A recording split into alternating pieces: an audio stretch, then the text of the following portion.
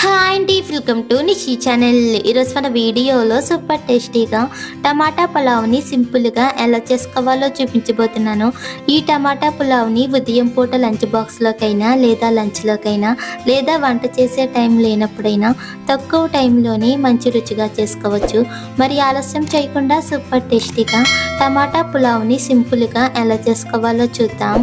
ముందుగా ఒక గిన్నెలోకి 1 గ్లాస్ వరకు బాస్మతి రైస్ కానీ లేదా ఇంట్లో నార్మల్గా వాడే రైస్ని కానీ తీసుకుని నీళ్లు పోసి 2-3 సార్లు బాగా కడిగి మళ్ళీ నీళ్లు పోసి ఈ రైస్ని రెడీగా పక్కన పెట్టుకోవాలి.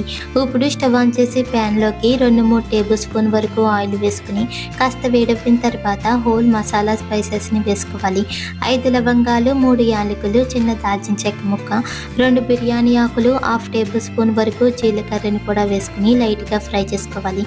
ఇవి కాస్త వేగిన తర్వాత ఇప్పుడు ఇందులోనే ఒక మీడియం సైజులో ఉన్న ఉల్లిపాయని సన్నగా పొడవుగా కట్ చేసుకుని వేసుకుని అలాగే 4 పచ్చిమిరపకాయలని కూడా కట్ చేసుకుని వేసుకుని ఉల్లిపాయ ముక్కలు లైట్గా గోల్డెన్ షేడ్ వచ్చేంత వరకు బాగా ఫ్రై చేసుకోవాలి.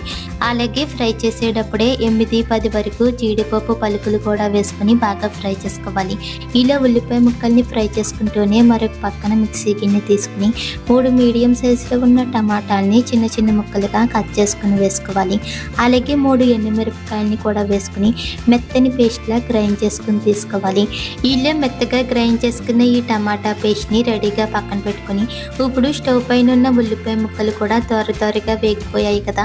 ఇప్పుడు ఇందులోనే 1 టేబుల్ స్పూన్ వరకు అల్లం వెల్లుల్లి పేస్ట్ కూడా వేసుకుని పచ్చివాసన పోయేంత వరకు బాగా ఫ్రై చేసుకోవాలి. ఇది కూడా బాగా వేగిన తర్వాత ఇప్పుడు ఇందులోనే 2 మీడియం సైజులో ఉన్న టమాటాలని చిన్న చిన్న ముక్కలుగా కట్ చేసుకుని వేసుకుని టమాటా ముక్కలు కొంచెం సాఫ్ట్గా అయ్యేంత వరకు 1-2 నిమిషాల పాటు బాగా ఫ్రై చేసుకోవాలి. ఇలా టమాటా ముక్కలు కాస్త మెత్తగా వేగిన తర్వాత ఇప్పుడు ఇందులోనే మనం ముందుగా గ్రైండ్ చేసుకున్న టమాటా పేస్ట్ని కూడా వేసుకుని బాగా ఫ్రై చేసుకోవాలి. ఇక్కడ మనకి టమాటా పేస్ట్లో నుంచి చుట్టూ ఆయిల్ అనేది సెపరేట్ అయ్యేంత వరకు బాగా ఫ్రై చేసుకోవాలి. అలాగే ఫ్రై చేసేటప్పుడే 1/2 టేబుల్ స్పూన్ పసుపు, రుచికి సరిపడా ఉప్పు, 1/2 టేబుల్ స్పూన్ వరకు కారం, 1/2 టేబుల్ స్పూన్ జీలకర్ర పొడి, 1/2 టేబుల్ స్పూన్ ధనియాల పొడిని కూడా వేసుకుని ఫ్రై చేసుకోవాలి. మనం ఇక్కడ ఈ టమాటా పేస్ట్ని ఎంత బాగా ఫ్రై చేస్తే మనకి టమాటా పులావ్ కూడా అంతే రుచిగా ఉంటుంది. అలాగే ఫ్రై చేసేటప్పుడే కొద్దిగా కొత్తిమీర ఆకుని కూడా వేసుకుని ఫ్రై చేసుకోవాలి. ఇలా టమాటా పేస్ట్లో నుంచి చుట్టూ ఆయిల్ సెపరేట్ అయ్యేటప్పుడు మనం ఏ గ్లాస్తో అయితే రైస్ని తీసుకున్నామో అదే గ్లాస్తో 1.25 గ్లాస్ వరకు నీళ్ళని వేసుకోవాలి. ఇక్కడ నేను బాస్మతి రైస్ తీసుకున్నాను కాబట్టి 1 గ్లాస్ రైస్కి 1.25 గ్లాస్ వరకు నీళ్ళని అయితే తీసుకున్నాను.